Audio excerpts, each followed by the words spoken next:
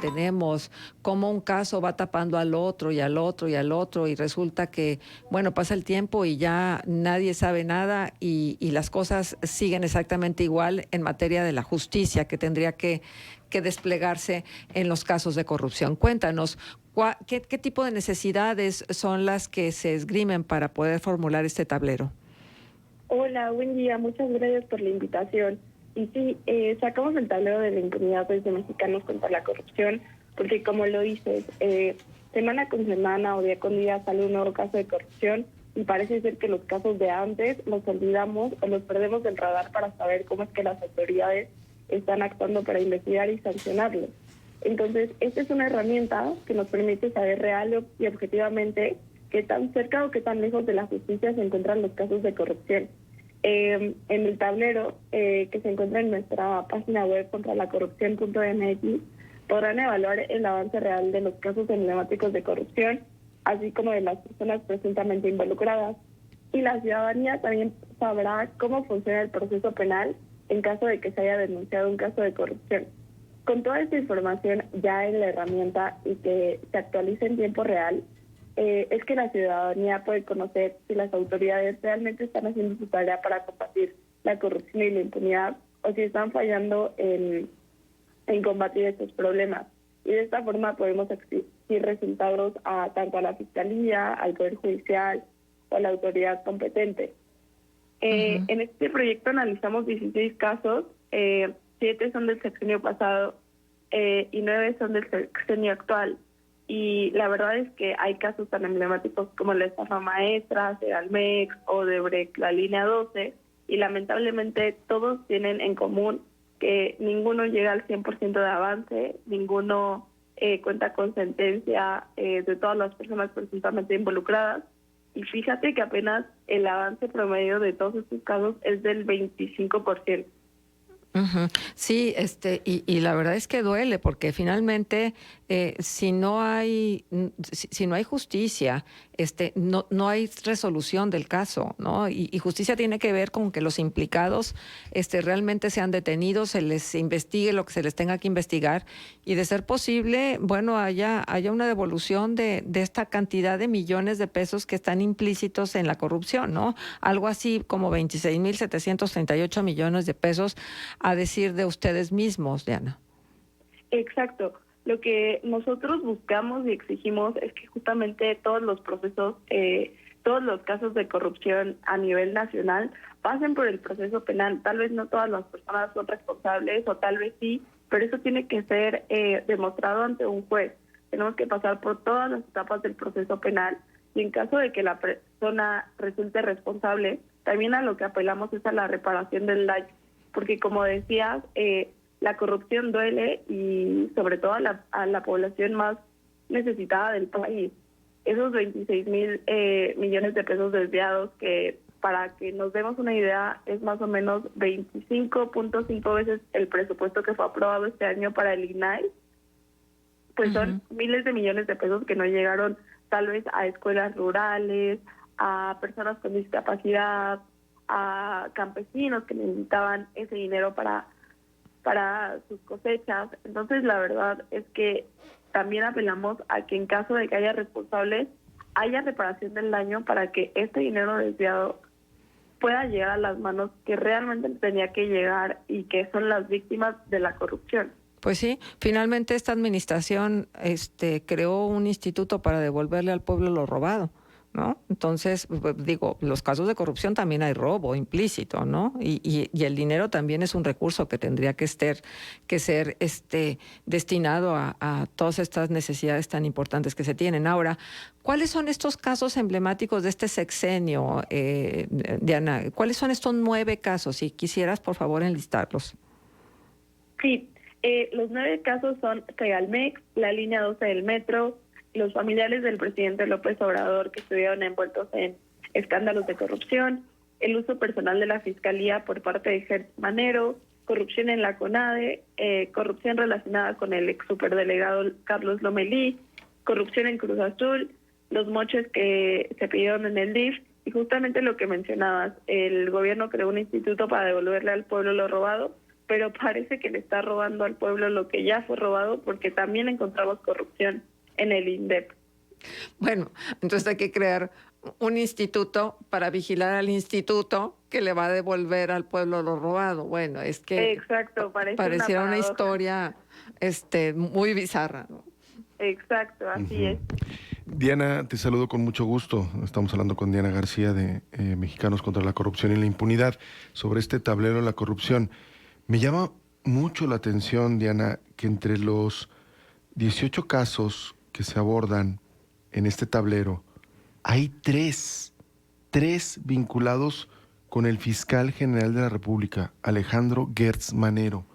Es el caso Alejandro Gertz Manero y Alejandra Cuevas, el caso Gertz Manero y UDLAP, y el caso Gertz Manero y Julio Scherer. Dos de ellos con un nivel 10 de impunidad y otro 9.6.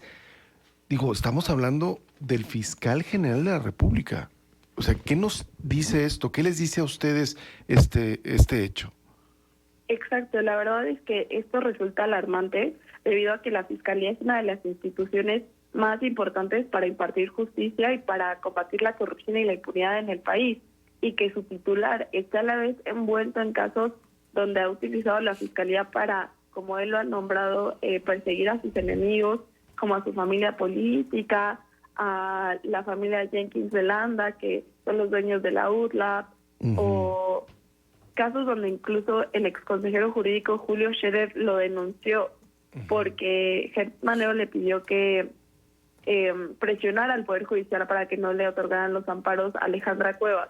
Esto nos dice, por un lado, que pues el fiscal ni siquiera está enfocado en combatir la corrupción y la impunidad y está utilizando a la Fiscalía únicamente para casos individuales, y a la vez los niveles donde él ha estado involucrado son altísimos de impunidad, porque pues podemos inferir que él no se va a investigar a sí mismo. Él, siendo titular de la Fiscalía, a pesar de que incluso haya denuncias en su contra, que haya pruebas en su contra, pues dado que él es la cabeza de esta institución, parece ser que pues él va a ser intocable, al igual que las personas que lo hayan ayudado, porque la Fiscalía no va a emprender acciones en contra de ellos. Lo cual también nos dice que pues parece ser que la Fiscalía no tiene una política para combatir la corrupción y la impunidad, y al contrario, también abona el problema. Y fíjate, también me llama la atención que los tres casos en los que se menciona a Gertz Manero tienen que ver con su círculo, digamos con su círculo de relaciones cercano. Estamos hablando del consejero jurídico, ex consejero jurídico del Ejecutivo Federal, es decir, con alguien con quien compartía de alguna manera una relación dentro del gobierno, ¿no? Aunque, bueno, sabemos que la Fiscalía es autónoma, pero de alguna manera hay relación. Y luego el caso UDLAP, pues con la familia que confió en él para que fuera rector de esa universidad. Y en el caso de Alejandra Cuevas, pues acusada del homicidio del hermano de Gertz Manero. Caray, o sea, un entorno bastante conflictivo, ¿no? Exacto. Y de hecho, en la denuncia que en su momento presentó el ex consejero jurídico Scherer en su contra, menciona que en una llamada telefónica del fiscal Gertz Manero le dice, pudiste haber elegido entre un fiscal amigo o enemigo. Entonces, parece ser que justamente el fiscal ahorita únicamente está enfocado en perseguir a sus enemigos, que es su círculo cercano, y aparte lo hace a partir de ilegalidades. En el caso de Alejandra Cuevas fue un delito que él mismo inventó, o sea que no está tipificado en la ley. Entonces esto también nos dice que pareciera ser que es como una cacería de brujas, y que quien sea un obstáculo en el camino del fiscal, pues casi es una condena. Ahora, de los casos del sexenio anterior, está el caso Pegasus, este famoso sistema de espionaje, la Operación Zafiro, Odebrecht, agronitrogenados, la estafa maestra, por mencionar algunos.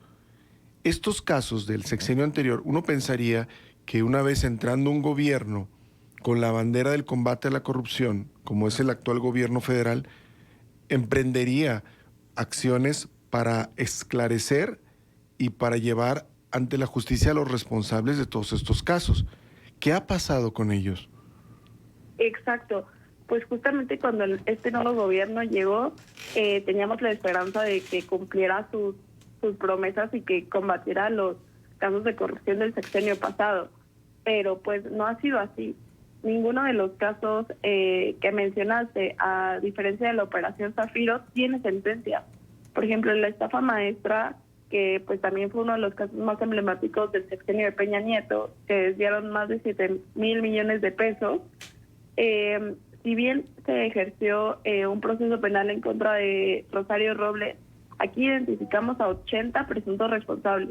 Entonces no es únicamente Rosario Robles la responsable, hay decenas de personas involucradas y muchas de ellas incluso siguieron siendo servidores públicos en esta administración.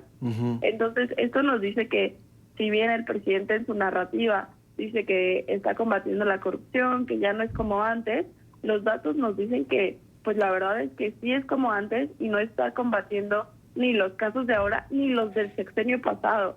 Igual, por ejemplo, en el caso de Odebrecht y de agronitrogenados, pues Emilio Lozoya está en proceso, pero han pasado años y no tiene una sentencia, sus audiencias siempre son diferidas. La verdad es que parece que la justicia es pues muy lenta y a veces parece que ni siquiera va a llegar. Emilio Lozoya y Rosario Robles parecen más chivos expiatorios, ¿no? Exacto. Pareciera ser que para el gobierno tener a Lozoya en prisión o haber tenido a Rosario Robles en prisión les ayudaba su narrativa de decir que estaban investigando el caso, que estaban combatiendo la corrupción. Sin embargo, pues la realidad es que no es así, que siempre hay más presuntos responsables y que en estos casos ni siquiera hay una sentencia. Entonces pareciera ser que nada más les sirven como chivos expiatorios y para abonar a su narrativa.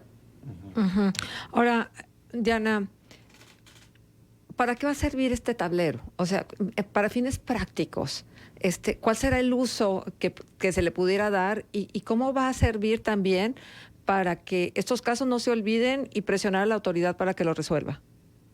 Pues, por un lado, la ciudadanía va a poder acceder a una plataforma donde tenga toda la información de los casos de corrupción y de las personas presuntamente involucradas, y aparte se va a estar actualizando en tiempo real.